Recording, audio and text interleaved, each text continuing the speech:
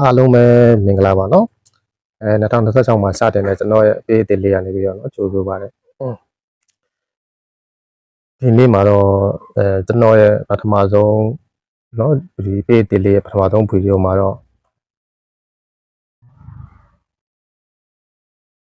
mobile hardware ဘိုင်းနဲ့ပတ်သက်ပြီးတော့အခုမှစတင်လေ့လာမဲ့နော်ညီငယ်တွေရောဒါမှမဟုတ်လို့ရှင်နော်လေ့လာနေစေနော်ညီငယ်တွေပါသနာရှင်တွေနော်အားလုံးhardware ဘိုင်းနဲ့ပတ်သက်ပြီးတော့ဘယ်လိုလေ့လာသင့်လဲဆိုတာကိုကျွန်တော်ဒီဗီဒီယိုလေးမှာနော်အကြံပေးသွားမှာဖြစ်ပါတယ်နော်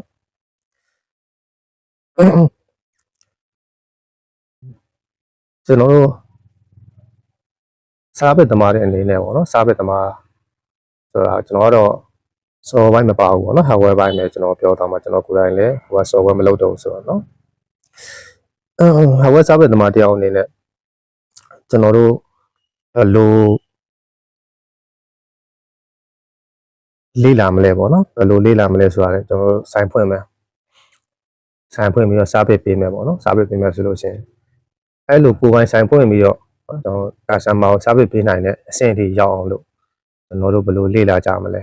နော်ဘယ်လိုပုံစံမျိုးသွားမလဲပေါ့နော်အဲ့ဒါလေးကိုကျွန်တော်ဒီမှာကျွန်တော်အကြံပေးခြင်းတယ်နော်ဘာဖြစ်လို့ကျွန်တော်ဒီဗီဒီယိုလေးကိုအရင်စပြီးတော့ပြောလဲဆိုလို့ရှိရင်ပေါ့နော်ကျွန်တော်တွေ့နေရတာတော်တော်များကလက်ရှိအလုပ်တော့လုပ်နေကြတယ်ဒါပေမဲ့စနေတကြပေါ့နော်တေချာလေးအစီအစဉ်တကြလေ့လာထားတာမရှိဘူးလုံးရင်းနဲ့လေ့လာနေပေါ့နော်လုံးရင်းနဲ့လေ့လာရဆိုတာလုံးရင်းနဲ့လေ့လာရဆိုတဲ့အပိုင်းမှာများသောအားဖြင့်ဘယ်လိုဖြစ်သွားလဲဆိုလို့ရှိရင်ကိုလိုချင်တဲ့အပိုင်းလေးပဲရွေးပြီးတော့လေ့လာတယ်နော်ဥပမာဆိုလို့ရှိရင်အဲ့ဒါတစ်ခုလာတယ်ပေါ့နော်လာအဲ့ဒါတစ်ခုလာလို့ရှိရင်အဲ့ဒါနဲ့ပတ်သက်ပြီးတော့ဘယ်လိုဖြည့်ရှင်းရမလဲဆိုတာပေါ့နော်အဲ့လိုမျိုးလေးပဲဖွက်ပြီးတော့လေ့လာကြတယ်ပေါ့နော်တေချာအစအနေစပြီးတော့နော်အခြေခံ basic ပိုင်းအနေစပြီးတော့တေချာလေ့လာထားတာမရှိကြဘူးပေါ့နော်ဒါကျွန်တော်အတွေ့အကြုံပြတာကိုပြောတာပါနော်အဲ့တော့ကျွန်တော်ကအခြေခံအနေစပြီးတော့နော်အစီအစဉ်တကြနော်ဘယ်လိုလေ့လာထားတဲ့လဲဆိုတာလေးကိုနော်ကျွန်တော်ဒီမှာနော်အကြံပေးမယ်ပေါ့နော်အကြံပြုမယ်ပေါ့ကျွန်တော်ဒီ page မှာလဲနော်အဲ့လိုမျိုးလေးကျွန်တော်နောက်ပိုင်းနေမှာကျွန်တော်ဆက်ပြီးတော့နော်အစင်းလိုက်ပေါ့အစင်းလိုက်ဆိုတာနော်ဘာဖြစ်ရင်ဘာလေးလေ့လာဘာဖြစ်ရင်ဘာလေ့လာဆိုတော့ကျွန်တော်အဲ့ဒါလိုပိုလေးတွေကိုအစင်းလိုက်ဆက်ပြီးတော့တင်ပေးသွားမယ်ပေါ့hardware သမားတယောက်ကပထမဆုံးနော်ဆိုင်ဖွင့်ခြင်းတယ်နော်ဆိုင်ဖွင့်ပြီးတော့နော်စာပစ်ပေးခြင်းတယ်စာပစ်လုပ်ခြင်းတယ်ဆိုလို့ချင်းအရှင်ဆုံးအနေနဲ့အပြင်မှာတင်တန်းတက်တယ်မှာနော်တင်တန်းတက်တယ်နဲ့တင်တန်းတက်ပြီးသွားလို့ရှိရင်ဆိုင်မှာဝန်ကြော်ဆင်းပေါ့နော်အလုံးဝင်လုပ်ပေါ့နော်အလုံးဝင်လုပ်ပြီးတော့ကျွန်တော် experience ယူပေါ့အဲဆိုတင်တန်းဆင်းပြီးသွားလို့ရှိရင်ဆိုင်မှာ6လလောက်နော်တစ်နှစ်လောက်နော်အလုံးလုံးတင်တယ်နော်ပြီးတော့မှကိုယ်ပိုင်ဆိုင်ဖွင့်ဖို့ဆိုတဲ့ဘက်ကိုသွားဖို့နော်သွားလို့ရှိရင်ပို့ပြီးတော့အဆင်ပြေမယ်ပေါ့နော်တင်တန်းဆင်းပြီးတော့ဆိုင်တက်ဖွင့်မယ်ဆိုလို့ရှိရင်တော့နော်ဘယ်လိုလဲအဲ့တဲ့အခက်အခဲတွေနော်ကျွန်တော်အများကြီးနော်ကြုံရနိုင်တာပေါ့ဒါမှမဟုတ်လို့တင်တန်းမတက်ဘူးနော်ကိုကဆိုင်မှာဝင်လုံရင်းနဲ့နော်အဲ့ဆိုင်ရဆရာစီမှာအနိကတင်နေဆိုလို့ရှိရင်လည်းအဆင်ပြေပါတယ်အဲ့လိုမျိုးလေးလည်းတင်တယ်အဲ့အဆင်လေးတွေပြီးတော့မှကျွန်တော်တို့ကဆိုင်ဖွင့်တဲ့အဆင့်နော်ကိုပိုင်ဆိုင်ဖွင့်တဲ့အဆင့်ကိုပိုင်ကာစတမာကိုစားပစ်ပေးတဲ့အဆင့်ကိုတွားတယ်နော်ဘာဖြစ်လို့လဲဆိုလို့ရှိရင်ကျွန်တော်တို့ကစားပစ်ပေးတယ်ဆိုတာကကျွန်တော်တို့ရဲ့ကျွမ်းကျင်မှုပေါ့နော်ကျွန်တော်တို့ကျွမ်းကျင်မှုကိုကာစတမာကိုပေးရတယ်ကာစတမာကကျွန်တော်တို့နော်ကျွန်တော်တို့ရဲ့ကျွမ်းကျင်မှုအတွက်ပေါ့နော်ဝန်ဆောင်ကအနေနဲ့ကျွန်တော်တို့နော်ပြန်ပြီးတော့ဝန်ဆောင်ကပြန်ပေးတယ်ငွေကြေးပြန်ပေးတယ်ပေါ့နော်တနည်းအားဖြင့်ပြောမယ်အဲ့တော့ကျွန်တော်တို့ကကာစတမာကိုကျွမ်းကျင်မှုပေးတယ်ကာစတမာကကျွန်တော်တို့နော်ငွေကြေးပိုင်းပြန်ပြီးတော့ပေးတယ်ဟောဒါပြောမယ်ဆိုလို့ရှိရင်ဒါလည်းကျွန်တော်တို့အကြောင်းအဝယ်ပါပဲเนาะကျွန်တော်အကြောင်းနဲ့ကျွန်တော်တို့ရဲ့ကျွမ်းကျင်မှုကိုအကြောင်းနဲ့ကျွန်တော်တို့ကျွမ်းကျင်မှုနဲ့เนาะကျွန်တော်တို့လုပ်တယ်အဲ့ဒီအတွက်ကျွန်တော်တို့ဝင်ငွေတစ်ခုအင်ကန်တစ်ခုရမယ်ပေါ့အဲ့တော့ကျွန်တော်တို့ကပတ်စံလိုချင်တယ်ဆိုလို့ရှိရင်เนาะဒီကတော့အများသောအားဖြင့်ဆိုလို့ရှိရင်တော့ဝါသနာပါလို့လုပ်ကြတယ်ဒါပေမဲ့အများသောအားဖြင့်ကတော့ပတ်စံအတွက်ပေါ့เนาะပတ်စံလိုချင်လို့เนาะဝါသနာလည်းပါတယ်ဟိုတမွေးဝမ်းကြောင်းအလုပ်တစ်ခုနဲ့လည်းလုပ်ကြတယ်ပေါ့เนาะအဲ့ဒါဆိုလို့ရှိရင်တော့ကျွန်တော်တို့မှာเนาะကျွန်တော်တို့တင်လျောက်ပတ်တဲ့ဝန်ဆောင်မှုပေးနိုင်ဖို့စားပစ်ပေးနိုင်ဖို့လိုတယ်နော် အဲ့ဒီအတွက်ကျွန်တော်တို့ကကြိုတင်ပြင်ဆင်ရမှာနော်ကြိုတင်ပြင်ဆင်ပြီးတော့နော်လေးလာတင်တာတွေလေးလာမယ်ကျွန်တော်တို့ဘက်ကပြည့်စုံတယ်လို့နော်ပြောလို့မရပါပဲအတတ်နိုင်ဆုံးတော့ကျွန်တော်တို့ပြည့်အောင်လို့ကြိုးစားရမှာတရားရခိုင်နှုန်းကတော့ဘယ်သူမှမပြေဘူးเนาะပြောရမယ်ဆိုလို့ရှိရင်ကျွန်တော်တို့လည်းအခုချိန်ထိလေးလာနေစေပဲเนาะလေးလာနေတုံးပဲဟုတ်ကိုလုံးနေတဲ့နေပယ်မှာပေါ့နော်ကိုဝန်ဆောင်မှုပေးနေတဲ့နေရာမှာအတတ်နိုင်ဆုံးတော့အကောင်းဆုံးဖြစ်အောင်ဝန်ဆောင်မှုပေးနိုင်မှုဆိုလို့ရှိရင်ကျွန်တော်တို့အများကြီးကြိုတင်ပြီးတော့လေးလာထားဖို့လိုတယ်เนาะအဲ့လိုကျွန်တော်ဒီပြမှာတင်ပေးမယ့်အကြောင်းအရာတွေကတော့တင်နန်းတက်ပြီးသားဖြစ်လေရှာတယ်တင်နန်းမတက်ရသေးဘူးဆိုလဲရှာတယ်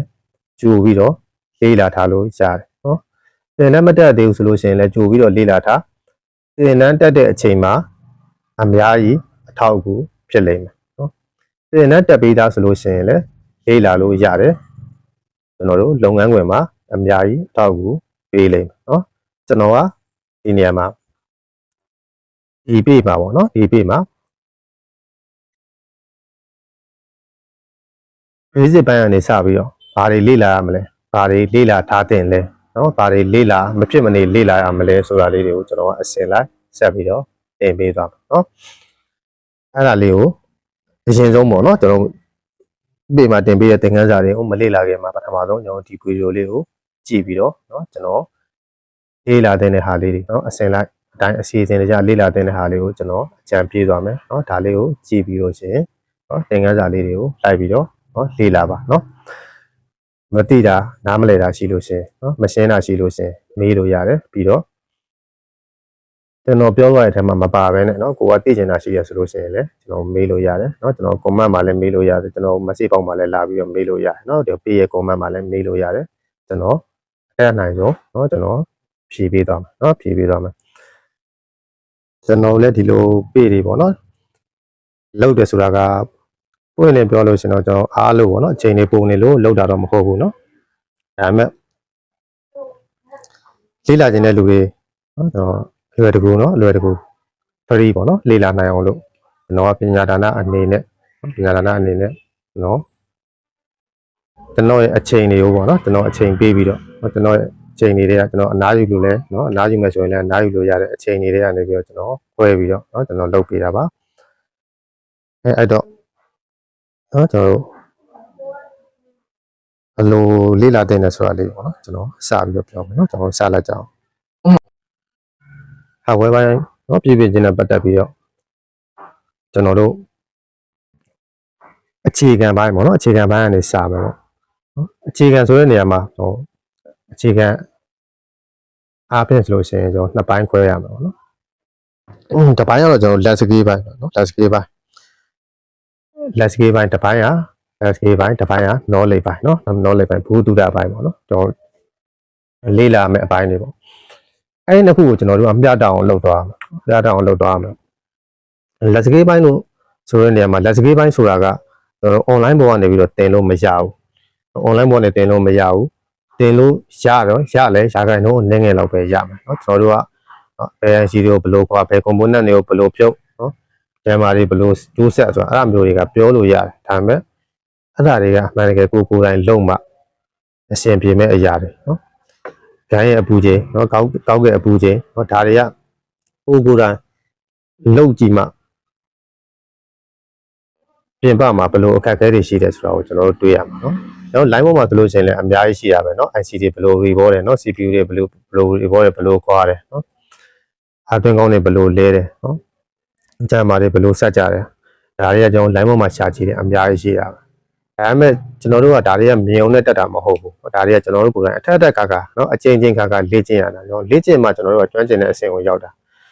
IC တစ်လုံးခွာကတ်တယ်ဟုတ်IC တစ်လုံးခွာပြီးတော့เนาะပြန်ကတ်တယ်ကျွန်တော်တို့တရားရခိုင်တော့အောင်ဖို့ဆိုတာက IC ကတ်တဲ့အပိုင်းကိုပြောတာเนาะတခြားပိုင်းတော့ခဏထားပါတရားရခိုင်တော့အောင်ဖို့ဆိုတာကကျွန်တော်တို့ကကြိုတင်ပြီးတော့ထက်ခါလေ့ကျင့်ရတာအဲ့တော့ landscape ပိုင်းနဲ့ပတ်သက်ပြီးတော့ကျွန်တော်ဒီ group ထဲမှာသိပြီးတော့ပါမှာမဟုတ်ဘူး landscape ပိုင်းဆိုတာကကျွန်တော်ရှေ့မှာပြောခဲ့သလိုတင်နန်းတက်တင်နန်းမှာလေ့ကျင့်ကိုယ်တိုင်ပစ္စည်းတွေဝယ် ကောက်တို့နော် hardware 2တွေပေါ့ဗျာနော်ခဲကောက်တို့နော် power supply တို့နော်ဟီကန်တို့ဒါတွေဝယ်ပြီးတော့ကိုယ်တိုင်လေ့ကျင့်အဲ့ဒါမှကျွမ်းကျင်တဲ့စာပေအဆင့်ကိုရောက်မှာနော်ကျွမ်းကျင်ကျွန်တော်စာပေပေးနိုင်မှာဒါကတော့ကိုယ်တိုင်လေ့လာရမယ်နော်လေ့ကျင့်ရမယ်အပိုင်းဖြစ်တယ်နော်အဲ့ဒီပိုင်းနဲ့ပတ်သက်ပြီးတော့ကျွန်တော်ကဘယ်လိုလေ့ကျင့်သင့်တယ်ဆိုတာကိုကျွန်တော်လေ့ကျင့်ရမယ့်ပုံစံလေးကိုတော့ကျွန်တော်ဒီမှာအကြံပေးသွားမယ်ဒါပေမဲ့ကျွန်တော် IC ကွာကတ်တာတွေပါတွေကတော့ကျွန်တော် let's key ဘိုင်းနဲ့ပတ်သက်တာတွေကတော့ဒီ group ထဲမှာပါမှာမဟုတ်ဘူးเนาะဒီ group ထဲမှာကျွန်တော်အဓိကဒီ page ထဲမှာကျွန်တော်အဓိကပြောသွားမယ့်အကြောင်းအရာတွေကမဖြစ်မနေကျွန်တော်လေ့လာထားရမယ်เนาะ basic ဘိုင်းတွေ basic ဘိုင်းတွေမဖြစ်မနေသိထားရမယ် electronic အခြေခံတွေအဲဒီအဆင့်တွေပြီးသွားပြီဆိုလို့ရှိရင်တော့နောက်အဆင့်မှာเนาะဒုတိယအဆင့်ပေါ့ဒုတိယအဆင့်အနေနဲ့ဆိုလို့ရှိရင်ကျွန်တော်တို့ဖေးထားရှာတဲ့အပိုင်းတွေလမ်းကြောင်းစစ်ဆေးတဲ့အပိုင်းတွေနော်လမ်းကြောင်းတွေရဲ့အလုံးလုံးပုံအပိုင်းတွေနော်အဲ့ဒါစစ်တဲ့နေရာမှာကျွန်တော်တို့ဘယ်လိုစစ်မလဲနော်ဘယ်နေရာတွေကိုကျွန်တော်တို့တိုင်းမလဲနော်ဘယ်ဒါဖြစ်လို့ရှိရင်ဘယ်နေရာတွေကိုစစ်မလဲဥပမာကျွန်တော်နော်အဲ့ဒါကဘာဖြစ်တာလဲစပီကာမရလားမိုက်မရတာလားနော်ဒါမှမဟုတ်နောက်မတက်တာလားနော်ဘုံကပါဝါပဲတင်နေရလားနော်အဲ့လိုဆိုလို့ရှိရင်ကျွန်တော်တို့စစ်ဆေးရမှာနော်ကျွန်တော်စစ်ဆေးမှဆိုလို့ရှိရင်ကျွန်တော်ဘယ်လိုစစ်ဆေးကြမလဲနော်အဲ့လိုစစ်ဆေးတဲ့အပိုင်းတွေနော်ပြီးတော့ session ပိုင်းတွေမှာပါဝင်မဲ့လမ်းကြောင်းပိုင်းတွေနော်ဥပမာခြားချင်ပိုင်းမှာဆိုလဲခြားချင်ပိုင်းမှာပါဝင်တဲ့လမ်းကြောင်းပိုင်းတွေအဲ့လမ်းကြောင်းပိုင်းတွေကိုကျွန်တော်စစ်ဆေးမယ်နော်အဲ့လမ်းကြောင်းပိုင်းတွေကဘယ်လိုအလုပ်လုပ်တယ်နော်အဲ့ဒီပိုင်းတွေကိုကျွန်တော်ဒီ group မှာအဓိကထားပြီးတော့ပြောသွားမယ်နော်ပြီးတော့အစာပိုင်းမှာ basic ပိုင်းပါမယ်ဟောပြီးလို့ရှိရင်လမ်းကြောင်းလိုက် error ရှာတဲ့အပိုင်းတွေပါမယ်နော်ပြီးလို့ရှိရင်ကျွန်တော်ဆက်ပြီးတော့စဉ်းစားမယ့်အပိုင်းတွေပါမယ်ပေါ့နော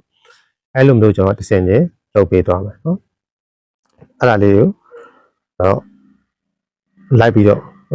့လေ့လာပြီးတော့เนาะလိုက်ပြီးတော့စူးစမ်းပြီးတော့လိုက်ပြီးတော့လေ့လာမယ်စူးစမ်းပြီးလိုက်ပြီးတော့လုပ်မယ်ဆိုလို့ရှိရင်တော့ကျွန်တော်တို့အခက်အခဲမရှိပါဘူးเนาะဖုန်းတစ်လုံးကိုကျွန်တော်အခက်အခဲမရှိပြင်နိုင်လိမ့်မယ်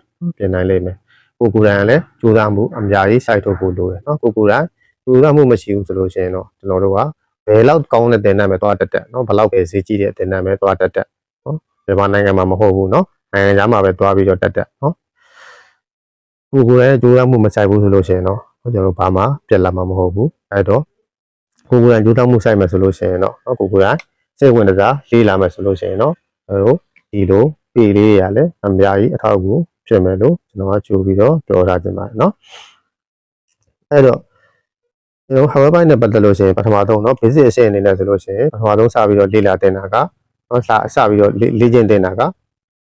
လက်စကေးဘိုင်းနဲ့ပတ်သက်ပြီးတော့เนาะကျွန်တော်ဖုန်းတွေအဖြုတ်အတက်ပေါ့နော်ဖုန်းတွေအဖြုတ်အတက်ဖုန်းတွေကိုနောက်ဖုန်းကွာနော်နောက်ဖုန်းကွာမယ်နော်ဘက်ကလပ်ဆိုလဲဘက်ကလပ်ပေါ့နော်ကွာမယ်ပြီးတော့ကျွန်တော်မူလီပြုတ်မယ်ဖုန်းလေးကနေဆက်ပြထုတ်မယ်နော်ပြီးတော့ကျွန်တော်မှန်ကွာမယ်မှန်လဲမယ်နော်အဲ့လိုအဆင့်လေးတွေကစပြီးတော့ကျွန်တော်တို့လေ့ကျင့်ရမှာနော်လေ့ကျင့်ဖို့အတွက်ဆိုလို့ရှိရင်တော့ကျွန်တော်ဖုန်းတွေဖုန်းအဟောင်းတွေပေါ့ဖုန်းအဟောင်းမှာကျွန်တော်ကလုံးဖုန်းတွေရှိမယ်เนาะကျွန်တော်အလေးချိန်နဲ့เนาะအခုဆိုရင်အခြေချိုးတွေမှာဝယ်လို့ရတယ်เนาะအလေးချိန်နဲ့ရောင်းတဲ့ဖုန်းတွေဝယ်ပြီးတော့เนาะဖုန်းဖြုတ်တက်ကစပြီးတော့เนาะကျွန်တော် component လေးတွေတစ်ခုချင်းစီရစเนาะဖြုတ်တာတက်တာလေးလေ့ကျင့် component လေးဆိုတော့ကျွန်တော် vibrate လေးတွေspeaker လေးတွေ earpiece လေးတွေ mic လေးတွေအဲ့လိုမျိုးလေးအခြေခံ component လေးတွေကနေစပြီးတော့အခြေခံကျွန်တော်ဟိုဟာလေးတွေပေါ့အခြေခံပစ္စည်းလေးတွေကနေစပြီးတော့ကျွန်တော်ဖြုတ်တက်ကလေးတွေလေ့ကျင့်ရမယ်เนาะဒါကတော့ကျွန်တော်အပြင်မှာကိုယ်တိုင်လေ့ကျင့်ရမယ့်အပိုင်းဖြစ်တယ်ဒါကျွန်တော်အကြံပေးတာပေါ့နော်အဆင့်ချင်းဒီတစ်ခုချင်းဒီသေချာလေးလေ့ကျင့်ပါပြီးလို့ရှိရင်ကျွန်တော်အပူသုံးပြီးတော့ဖြုတ်ဝတ်တက်ရတဲ့အပိုင်းတွေပေါ့နော်ခေါက်သုံးပြီးဖြုတ်ဝတ်တက်ရတဲ့အပိုင်းတွေနော်ဥပမာကျူမိုက်ကလေးရနေစလေ့ကျင့်ပေါ့နော်ခေါက်သုံးပြီးတော့ဖြုတ်လို့ရတဲ့ဟာလေးတွေခေါက်သုံးပြီးဖြုတ်နော်ဟီကန်သုံးပြီးဖြုတ်ရမယ့်ဟာလေးတွေဟီကန်သုံးပြီးဖြုတ်ပေါ့နော် digital mic ကလေးတွေကျွန်တော် coin လေးတွေနော်အဲ့လိုမျိုးလေးကျွန်တော်တစ်ဆင့်ချင်းဒီလေ့ကျင့်သွားနော်နည်းနည်းကြီးရလေးတွေကနေစပြီးတော့ကျွန်တော်နောက်ဆုံးတေးသေးလေး component တေးမွားလေးတွေနော် capacitor နော် processor လေးတွေအစထိနော်ကျွန်တော်ကျွမ်းကျင်ချင်းဖြုတ်နိုင်တတ်နိုင်နော်ခဲတဲ့သဘောတရားနော်ထင်းဦးစီရဲ့သဘောတရားခဲတဲ့သဘောတရားအပူရဲ့သဘောတရားနော်အဲ့ဒါလေးတွေကိုကျွန်တော်တို့နားလည်အောင်လို့ကိုယ်ကိုယ်တိုင်နော်နားလည်အောင်လို့လေ့ကျင့်ပြီးတော့ယူသွားအဲ့လိုမျိုးလေးကျွန်တော် let's key နဲ့ပတ်သက်ပြီးတော့လေ့ကျင့်ရမယ် IC ကွာကတ်တဲ့အပိုင်းကခဏထားအောင်နော်ကျွန်တော် component လေးတွေစပြီးတော့နော်အရင်စလုပ်ပါနော်အခုမှစပြီးလုံးမလို့ဆိုရင်ပြောတာပါနော်အသွင်ကောင်းနော် digital mic ပြီးတော့ coin လို့နည်းနည်းကြီးတဲ့ component လေးတွေเนาะပြီးတော့ capacitor လို့သေးတဲ့ component တွေပြီးတော့ resistor လေးလို့တအားသေးတဲ့ component လေးတွေအထိเนาะအဆင့်ဆင့်ကျွန်တော်တို့ဖြုတ်နိုင်တက်နိုင်เนาะကျဉ်းချင်းဖြုတ်နိုင်တက်နိုင်အောင်လို့လေ့ကျင့်ရမှာเนาะတက်ခါလေ့ကျင့်ရမယ်ပြီးလို့ရှိရင်ကျွန်တော်တို့ဂျာမာဂျိုးဆက်တာတွေเนาะcomponent ချင်းဂျာမာဂျိုးလေးတွေကြောကြည့်เนาะcircuit board အဟောင်းလေးတွေမှာเนาะမဟုတ်ဒီ capacitor နဲ့ဟိုဘက် capacitor ကိုကြော်တယ်ပေါ့ဗျာเนาะဒီ processor နဲ့ဟိုဘက်เนาะ capacitor ကိုကြော်တယ်ပေါ့အဲ့လိုမျိုးတွေကျွန်တော်ဂျိုးလေးတွေပေါ်မှာကြော်ကြည့်เนาะပြီးလို့ရှိရင်ကျွန်တော်တို့ခါဂျိုးလေးတွေเนาะခါဂျိုးတွေတော်တော်များကျွန်တော်အောက်ချမ်းနေပြီးတော့အပေါ်ချမ်းကိုဆက်တဲ့အချိန်မှာခါဂျိုးတုံးပြီးတော့ဆက်တယ်ပေါ့เนาะဟိုအောက်ချမ်းမှာပါတယ်ဆိုရင်တော့ဘာတွေပါမလဲဆိုအောက်တင်းကောင်းလို့မိုက်တို့ပါလို့ပါမယ်เนาะအဲ့ဒါလေးတွေကိုကျွန်တော်တို့ကခါဂျိုးတုံးပြီးတော့အပေါ်ကိုတင်တယ်ပေါ့အဲ့ဒါလေးတွေကိုဂျမ်မာကြော်ပြီးတော့ဆက်ကြည့်เนาะနောက်ဆုံး socket ကလေးတွေအထိဂျမ်မာဆက်ကြည့်เนาะ socket ဆို LCD socket touch socket ပေါ့เนาะ socket ကလေးတွေအထိဂျမ်မာဆက်ကြည့်เนาะအဲ့လိုမျိုးလေးကျွန်တော်တို့เนาะကောင်းကောင်းလေ့ကျင့်တာเนาะcomponent လေးဖြုတ်တတ်တာလေ့ကျင့်မယ်ဂျမ်မာကြော်တာလေးလေ့ကျင့်မယ်เนาะပြီးတော့မှကျွန်တော် IC အခွာကတ်ပေါ့เนาะအဲ့ဒါလေးလေ့ကျင့်မယ်เนาะအဲ့ဒီနေရာမှာတော့ကျွန်တော်တို့ကဆိုတော့ရှေ့မှာကျွန်တော်ပြောခဲ့တာတင်နန်းတက်ထားဖို့လိုတယ်ဆိုတာအဲ့ဒါကိုပြောတာเนาะတင်နန်းတက်ထားဖို့လိုတယ်တင်နန်းမှာကျွန်တော်စနစ်တကျเนาะလေ့ကျင့်ထားတာလေးလာထားတာပို့ပြီးတော့ကောင်းတယ်เนาะ IC ဆိုတာ IC တိမမောလေးတွေကနေစပြီးတော့เนาะနောက်ဆုံး CPU အထိเนาะ IC တွေကိုဘယ်လိုခွာပဲเนาะခြေလောင်းထားတဲ့ IC တွေကိုဘယ်လိုခွာမယ်เนาะပြီးတော့ချိတ်ကိုဘယ်လိုရှင်းမလဲเนาะကျွန်တော်ပြီးတော့ခဲပြန်လောင်းလို့ရှိရင်ဘယ်လိုလောင်းမလဲဒါလေးတွေကိုကျွန်တော်စနစ်တကျသင်ရမယ်ပြီးလို့ရှိရင်ကျွန်တော်အထက်တက်ခါကလေ့ကျင့်ရမယ်အဲလိုလုပ်ထားမှကျွန်တော်တို့က IC တစ်လုံးကိုเนาะကောင်းကောင်းမွန်မွန်ကျွန်တော် error ကင်းကျွန်တော်ဖြုတ်တက်လုံနိုင်မှာကျွန်တော်တို့ကပိုအဟောင်းနေမှာကြိုပြီးတော့ကျွမ်းကျင်အောင်เนาะကျွမ်းကျင်အောင်လေ့ကျင့်ထားရမယ်เนาะ customer စီကလာတဲ့ပုံကကျွန်တော်တို့လက်ကျင့်ရမယ်ပုံမဟုတ်ဘူးเนาะ customer စီကလာတဲ့ပုံကကျွန်တော်တို့အဲ့တုန်းမှာ customer ပုံနဲ့ကျွန်တော်တို့စမ်းတက်ပြီးတော့เนาะဟိုကပြုတ်တရားပြုတ်လုပ်ရမယ်เนาะဖြစ်လဲမဟုတ်တော့ဘူးเนาะကျွန်တော်တို့မှာဟိုရင်ခက်ကြတဲ့စားလို့ရှိရင်အများကြီးเนาะလိုတက်နေပြီเนาะပစ္စည်းတွေကလည်းအကုန်လုံးကောင်းလာပြီเนาะစားပစ်တူတွေကလည်းကောင်းလာတယ်เนาะ internet line တွေကလည်းကောင်းလာတယ်အတွေ့အမြင်တွေเนาะဘူတူတာတွေကလည်းဟိုအရင်ခေတ်လုံးမဟုတ်ဘူးကျွန်တော်အများကြီးเนาะလိုချင်တဲ့ဟာကိုချက်ချင်းရိုက်ပြီးတော့ရှာလို့ရတဲ့အနေအထားရောက်နေပြီအဲ့တော့เนาะအဲဆံမရဲ့ပုံကကျွန်တော်လက်ကျင့်ရမယ့်ပုံမဟုတ်ပါဘူးเนาะကျွန်တော်တို့ရဲ့ဟိုပိုင်းဟုတ်နဲ့ကြိုတင်ပြီးတော့ကျွမ်းကျင်အောင်เนาะလေ့ကျင့်ထားပါကျွန်တော်တို့ဝန်ဆောင်မှုပေးဖို့အတွက်เนาะကျွန်တော်တို့ရဲ့ကျွမ်းကျင်မှုကိုကျွန်တော်တို့သုံးချနိုင်မှုလိုတယ်ကျွန်တော်တို့ကျွမ်းကျင်မှုကိုသုံးချပြီးမှ customer ကိုဝန်ဆောင်မှုပေးဖို့လိုတယ်เนาะစန်တဝါဝါနဲ့ကျွန်တော်တို့ customer ရဲ့เนาะပစ္စည်းကိုเนาะကျွန်တော်တို့ဟိုဟာဖြုတ်တရားဖြုတ်เนาะအဲ့တော့customer လာတော့မှเนาะဒီဘူးချိန်တော့ကောင်းကောင်းနားမလဲเนาะအပူလေးနဲ့ဆွတ်ထိုးเนาะ customer ရဲ့ပုံတွေဖောင်းကုန်တာတို့เนาะIC တွေမကွာတဲ့နဲ့ရှောက်ပြီးတော့ခွာတာအောက်ကလေယာတွေပြက်ကုန်တာတို့เนาะဟိုလုံးလိုက်လို့ customer ရဲ့เนาะတစ်ပိုက် customer ရဲ့ပစ္စည်းထိကြိုက်သွားတယ်ဆိုလို့ရှိရင်အဲ့ဒါကျွန်တော်တို့မှာတာဝန်ရှိတယ်เนาะကျွန်တော်တို့မှာတာဝန်ရှိတယ်အဲ့လိုဖြစ်လို့လည်းမရဘူးเนาะကျွန်တော်တို့ကိုယုံကြည်လို့ကျွန်တော်တို့စီကိုလာအပ်တာကျွန်တော်တို့ကစားပေးပေးရမယ်လူเนาะကျွန်တော်လက်တက်ဆန်းပြီးတော့ customer ရဲ့ပစ္စည်းကိုကျွန်တော်ဖျက်ဆီးလို့မရဘူးเนาะဒါကိုကျွန်တော်တို့အထီးကတတိထားဖို့လိုတယ်เนาะအဲ့တော့ကျွန်တော်တို့လက်စကေးပိုင်းနဲ့ပတ်သက်ပြီးတော့ကျွန်တော်အများကြီးမပြောတော့ဘူးเนาะအများကြီးမပြောတော့ဆိုတော့လက်စကေးပိုင်းကကိုယ်တိုင်လေ့ကျင့်ရမယ့်အပိုင်းဖြစ်တယ်เนาะလေ့ကျင့်ပါသိရရှင်နေပါเนาะကိုယ်တိုင်လေ့ကျင့်ပါကျွန်တော်ဒီမှာအဓိကပြောမယ့်အပိုင်းကတော့ကျွန်တော် knowledge ပါเนาะ knowledge ပါအေးလာမယ့်အပိုင်းနဲ့အဲ့ဒါကိုကျွန်တော်ကဒီပေမှာအဓိကထားပြီးတော့ပြောသွားမှာเนาะအေးလာမယ့်အပိုင်းမှာလည်းဘယ်လိုတစ်စင်ချင်းစီ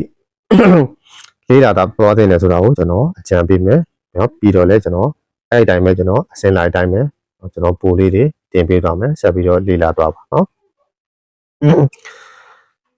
knowledge ပိုင်းမှာဆိုလို့ရှိရင်တော့ကျွန်တော်တို့ပထမဆုံးစပြီးတော့လေ့လာတဲ့နာကเนาะအခြေခံအကြဆုံးအပိုင်းဖြစ်တဲ့ electronic အခြေခံเนาะ electronic အခြေခံကျွန်တော်မပြတ်မနေလေ့လာပါမယ်ကျွန်တော်တို့ပြင်နေတဲ့เนาะ mobile ဆိုတဲ့ device က electronic ပစ္စည်းဖြစ်တဲ့အတွက် electronic အခြေခံကျွန်တော်တို့မှာမရှိလို့မရပါဘူးเนาะရှိတဲ့တဲ့လောက်တော့ရှိရမှာเนาะတချို့ဆိုလို့ရှိရင်ကျွန်တော်ကိုယ်တိုင်เนาะနားနဲ့ကျွန်တော်ကြားဘူးတာလေးရှိရเนาะတချို့ပြောတယ်ပေါ့เนาะဖုန်းပြင်တယ်เนาะ electronic အခြေခံရှိစရာမလိုပါဘူးငါတို့ကเนาะဖုန်းပြင်တာ TV အောက်ဆက်ပြင်တာမဟုတ်ဘူးเนาะ electronic အခြေခံရှိစရာမလိုပါဘူးလို့ပြောတဲ့လူတွေတော့ကျွန်တော်ကြုံမှုတယ်ပေါ့နော်ပြောမယ်ဆိုလို့ရှိရင်ဒါတော်တော်ကြီးကိုမှားရင်းနဲ့เนาะဖေးရှာပါเนาะတော်တော်ကြီးကိုမှားရင်းနဲ့เนาะအတွေးခေါ်တွေပါကျွန်တော်တို့ mobile phone ဆိုတာက electronic device ဖြစ်တဲ့အတွက်ကျွန်တော်တို့ electronic အခြေခံတော့ကျွန်တော်တို့မှာရှိတဲ့တော့ရှိထားမှာရှာမှာပါเนาะမရှိဘူးဆိုလို့ရှိရင်တော့ electronic ရှိတဲ့ electronic အခြေခံမှမရှိဘူးဆိုလို့ရှိရင်တော့ကျွန်တော်တို့လုပ်နေတာကเนาะချောင်းဝါးဝါးနဲ့เนาะစံတဝါးဝါးနဲ့ပဲသွားနေရမှာเนาะ shortcut တွေနောက်ကိုလိုက်ရမှာပေါ့ဗျာအဓိကတော့ဟိုလူကဟိုဟာလေးဖြုတ်လိုက်ဆိုเนาะဖြုတ်လိုက်ဒီဟာလေးဖြုတ်လိုက်ဆိုဖြုတ်လိုက်ပေါ့ဟိုဟာလေးကျိုးဆက်ဆိုဆက်ဒီဟာလေးကျိုးဆက်ဆိုဆက်ပေါ့เนาะအဲ့လိုပုံစံမျိုးနဲ့သွားရမှာကိုယ်တိုင်ဘာမှမသိရဘူးเนาะအဲ့တော့ကျွန်တော်တို့ပထမဆုံးအဆင့်အနေနဲ့အဓိကအခြေခံကြတော့ electronic အခြေခံလေးတွေကိုကျွန်တော်တို့စပြီးတော့လေ့လာရမယ်เนาะ electronic အခြေခံဆိုတဲ့နေရာမှာပထမဆုံးเนาะကျွန်တော်ပြန်ဆက်တန်းဆက်เนาะ series ဆက်နဲ့เนาะပါရာလဲပေါ့เนาะပါရာလဲပေါ့ပါရာလဲဆက် series ဆက်ဒါပြန်ဆက်တန်းဆက်ပေါ့ဒါကျွန်တော်တို့ circuit ရဲ့ balance တိဆောက်ပုံမှာဒါကျွန်တော်တို့အဓိကเนาะအခြေခံအကြဆုံးเนาะအခြေခံအကြဆုံးနဲ့စတင်ရမယ်အပိုင်းဖြစ်တယ်เนาะအဲ့ဒါလေးတွေကျွန်တော်လေ့လာရမယ်ပြီးတော့ electronic နဲ့ပတ်သက်ပြီးဆိုရင်ကျွန်တော်တို့မဖြစ်မနေသိထားမှာအများကြီးရှိတယ် AC DC เนาะ AC ရဲ့သဘောတရား DC ရဲ့သဘောတရား DC ရဲ့အလုံးလုံးပုံ DC ရဲ့အလုံးလုံးပုံ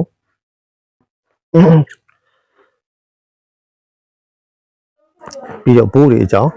ampere တွေအကြောင်းเนาะ watt တွေအကြောင်းကျွန်တော်မဖြစ်မနေသိထားမယ်အကြောင်းအရာတွေပါเนาะဆက်ပြီးပြောမယ်ဆိုလို့ရှိရင်တော့အများကြီးကြံသေးတာပါဗျာเนาะကျွန်တော်ဒီမှာတော့တိတ်ပြီးတော့အကုန်လုံးတော့မပြောတော့ပါဘူးကျွန်တော်အဓိကအရေးကြီးတဲ့ဟာလေးတွေပဲရွေးပြီးတော့ပြောသွားတာပေါ့အဲ့လိုမျိုးကျွန်တော်เนาะ electronic basic ပိုင်းပေါ့เนาะ electronic အခြေခံနဲ့ပတ်သက်ပြီးတော့ကျွန်တော်တည်တည်လေးဒါလေးလေ့လာရမယ်ကျွန်တော်ကလည်းဒီ page မှာတင်ပေးမယ်เนาะပြီးလို့ရှိရင်ကျွန်တော် mobile phone မှာပါတဲ့เนาะ component လေးတွေ component လေးတွေအကြောင်း component လေးတွေအလုံးလုံးပုံဒီ component လေးတွေကောင်းမကောင်းကျွန်တော်ဘယ်လိုတိုင်းတာစစ်ဆေးမလဲเนาะဒါလေးတွေကိုကျွန်တော်တို့မဖြစ်မနေလေ့လာရမယ်မဖြစ်မနေသိထားเนาะ mobile phone မှာဆိုလို့ရှိရင်ကျွန်တော် component အနေနဲ့ဆိုလို့ရှိရင် component အများကြီးမရှိဘူးကျွန်တော် component 9 မျိုးအကြောင်းအဓိကထားပြီးတော့လေ့လာရမယ်เนาะ component 9 မျိုးရှိရင်ဘာတွေပါမလဲเนาะ capacitor resistor coil diode transformer เนาะ EMI တို့ ESC တို့ဆိုပြီးဒါလေးတွေအကြောင်းเนาะပြီးတော့ crystal ပြီးတော့ transistor ပေါ့ဗျာเนาะအဲ့လို mobile phone မှာအသုံးပြုထားတဲ့ basic component လေးတွေအကြောင်းကိုကျွန်တော်တို့မဖြစ်မနေသိထားရမယ်အဲ့ဒီအကြောင်းလေးတွေကိုကျွန်တော်တို့လေ့လာထားရမယ်เนาะဒါ basic ပိုင်းလေးပေါ့အဲ့လိုအခြေခံသိထားတဲ့အကြောင်းအရာလေးတွေကိုကျွန်တော်လေ့လာပြီးသွားပြီဆိုလို့ရှိရင်ဒုတိယအဆင့်အနေနဲ့ဆိုလို့ရှိရင်ကျွန်တော်တို့ဘာတွေဆက်ပြီးလေ့လာမလဲဆိုလို့ရှိရင် mobile diagram เนาะ mobile diagram နဲ့ပတ်သက်ပြီးတော့လေ့လာမယ်အဲ့လို mobile diagram လေ့လာတဲ့အချိန်မှာကျွန်တော်တို့က diagram နဲ့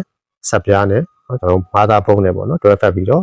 ဘာသာပုံကိုကျွန်တော်ဆက်ပြီးတော့လေ့လာရမယ်ဘာသာပုံမှာပါတဲ့လမ်းကြောင်းလေးလမ်းကြောင်းလေးဆိုတဲ့နေရာမှာကျွန်တော် section ပိုင်းတစ်ခုချင်းစီခွဲပြီးတော့လေ့လာသွားမယ်ဥပမာပတ်လိုက်ပိုင်းချာတင်ပိုင်း tip play ပိုင်း audio ပိုင်းnetwork ပိုင်း low power ပိုင်းfingerprint touch sensor အများကြီးပေါ့ဗျာနော် mobile phone မှာပါတဲ့တက်ဆင်ထားတဲ့တွဲဖက်ပြီးတက်ဆင်ထားတဲ့နော် section ပိုင်းတစ်ခုချင်းစီနော်ကျွန်တော်တို့လေ့လာသွားရမယ်အဲ့ section ပိုင်းမှာပါတဲ့လမ်းကြောင်းပိုင်းတွေအဲ့ section ပိုင်းမှာပါတဲ့လမ်းကြောင်းတွေကအလုံးလုံးပုံတွေဒါလေးတွေကိုလည်းကျွန်တော်ဆက်ပြီးတော့လေ့လာသွားရမယ်ပြီးလို့ရှိရင်အဲ့ section ပိုင်းမှာပါတဲ့လမ်းကြောင်းပိုင်းတွေကောင်းမကောင်းကျွန်တော်တို့ဘယ်လိုစစ်ဆေးမလဲနော်ဘယ်လိုစစ်ဆေးမလဲအဲ့ဒါလေးတွေကျွန်တော်တို့စစ်ဆေးတဲ့ပိုင်းလေးတွေနော်စစ်ဆေးပြီးတော့ error ရှာတဲ့ပိုင်းလေးတွေတွားမယ်ပေါ့နော်ရေဘူးအပြင်ပြောမယ်ဆိုလို့ရှိရင်တော့ကျွန်တော်ဖုန်းတစ်လုံး error တက်ပြီเนาะဖုန်းတစ်လုံးမှာ section ပိုင်းတစ်ခု error တက်ပြီပေါ့ဥပမာ audio မရဘူးပေါ့เนาะ section ပိုင်းတစ်ခု error တက်ပြီဆိုလို့ရှိရင်ပြည့်နိုင်ရရှိတာက2မျိုးပဲရှိတယ်တစ်ခုကအဲ့ section ပိုင်းမှာသုံးထားတဲ့ IC တွေပြတ်တာဥပမာဆို audio ပိုင်းမှာဆို audio IC ပေါ့ဗျာเนาะ IC ပြတ်တာပြီးတော့အဲ့ IC ကိုအလုံးလုံးဖို့အတွက် IC အလုံးလုံးဖို့အတွက် IC ကိုထောက်ပံ့ထားတဲ့လမ်းကြောင်းပိုင်းတွေပြတ်တာအဲ့2မျိုးပဲရှိတယ်เนาะဒါရေဘူးအပြင်ဆိုလို့ရှိရင်ပေါ့เนาะအဓိကအဲ့2မျိုးပဲရှိနေအဲ့တော့ကျွန်တော်တို့က IC ပြတ်လားမပြတ်လားကျွန်တော်တို့ဘာနဲ့မှစစ်လို့မရဘူးเนาะဥပမာဆိုလို့ရှိရင်ကျွန်တော် audio IC ပဲထား audio IC တစ်လုံးကောင်းလားမကောင်းလားကျွန်တော်ဖြုတ်ပြီးတော့เนาะဘယ်ထက်ထက်စစ်မလဲကျွန်တော်တို့မှစစ်စရာမရှိဘူးအဲ့တော့ IC ကောင်းလားမကောင်းလားကျွန်တော်တို့ကမျက်အမြင်နဲ့ခွဲလို့မရဘူး အဲ့တော့ကျွန်တော်တို့စစ်လို့ရတာဘာစစ်လို့ရမလဲဆိုရင်လမ်းကြောင်းပိုင်းတွေကောင်းလားမကောင်းလားဆိုတာကျွန်တော်တို့စစ်လို့ရတယ်လမ်းကြောင်းပိုင်းတွေကသက်ဆိုင်ရာ IC တွေနဲ့ဥပမာ CPU ကလာရင် CPU ကလာတဲ့လမ်းကြောင်းပါဝင်ရှိကလာရင်ပါဝင်ရှိကလာတဲ့လမ်းကြောင်းသက်ဆိုင်ရာ IC တွေနဲ့ contact ရှိမရှိနော်သက်ဆိုင်ရာ IC တွေရဲ့ခုခံမှုရှိမရှိကျွန်တော်တို့စစ်ဆေးလို့ရတယ်နော်စစ်ဆေးတဲ့ပိုင်းကကျွန်တော်ဒါရဲ့အစဉ်ချင်းလေးကျွန်တော်ဖြည်းဖြည်းချင်းနော်ကျွန်တော်တင်ပေးသွားမှာပါနော်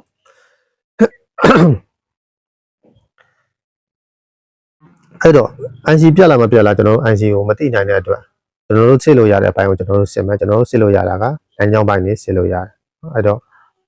IC တစ်လုံးလဲမယ်ဆိုလို့ရှိရင် IC မလဲခင်မှာကျွန်တော်တို့က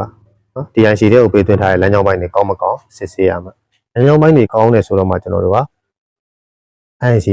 ပြတ်တယ်လို့ယူဆပြီးတော့ IC လဲမှာ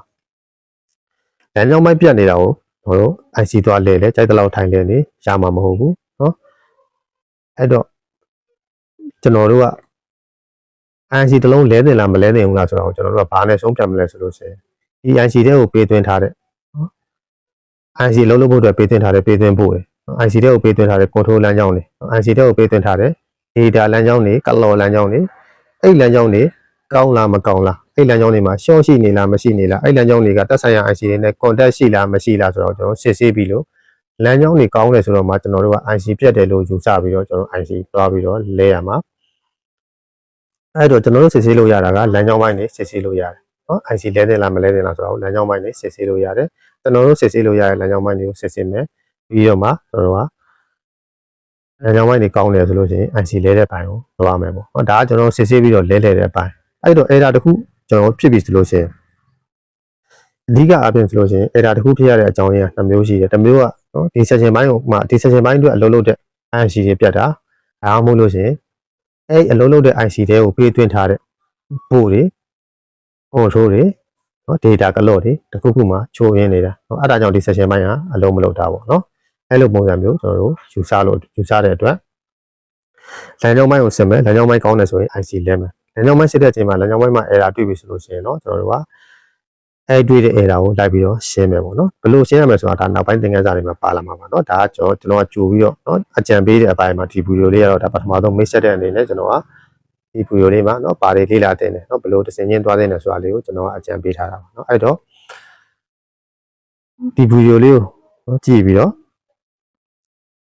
ကိုကဘယ်လိုလေ့လာတင်တယ်ဆိုတာလေးကိုနော်သိပြီဆိုလို့ရှိရင်နော်သင်ခန်းစာလေးတွေကိုဆက်ပြီးတော့နော်လေ့လာလို့ရပါပြီနော်နားမလည်တာမရှင်းတာရှိတယ်နော်သိချင်တာရှိရဆိုလို့ရှိရင်ကျွန်တော်နော်ကျွန်တော်အကောင့်နော်ကျွန်တော် official account ကနေအကောင့်ရဲ့ messenger မှာတော့၎င်းနော်အခုပြည့်ရဲ့နော် comment box မှာ၎င်းနော် comment မှတ်ပြီးတော့မေးလို့လည်းရတယ်ကျွန်တော်ရဲ့ official account မှာလာပြီးတော့လည်းနော် messenger မှာလည်းလာပြီးတော့မေးလို့ရပါတယ်နော်ကဲအဲ့တော့ကျွန်တော်သင်ခန်းစာလေးကိုတော့ကျွန်တော်နောက်နေ့မှာနော်စပြီးတော့တင်ပေးမယ်ပေါ့နော်စပြီးတော့လေ့လာပြီးတော့နော်မေးစရာရှိတာနော်မေးပါနော်လေ့လာစရာရှိတာလေ့လာပါမေးစရာရှိတာမေးပါနော်ကျွန်တော်ဘက်ကတော့အတတ်နိုင်ဆုံးနော်အကောင်းဆုံးဖြစ်အောင်လုပ်ပေးသွားမယ်နော်တင်တဲ့သင်ခန်းစာတွေမှာလည်းအကောင်းဆုံးဖြစ်အောင်ကျွန်တော်တင်ပေးသွားမယ်နော်ပြန်ပြီးတော့ဖြည့်ပေးတဲ့အပိုင်းမှာလည်းကျွန်တော်အတတ်နိုင်ဆုံးနော်ကျွန်တော်အတတ်နိုင်ဆုံးအကောင်းဆုံးဖြစ်အောင်ကျွန်တော်ပြန်ပြီးတော့နော် reply ပြန်ပေးသွားမယ်နော်ကဲဒီနေ့ကတော့နော်ဒီလောက်ပဲပေါ့နော်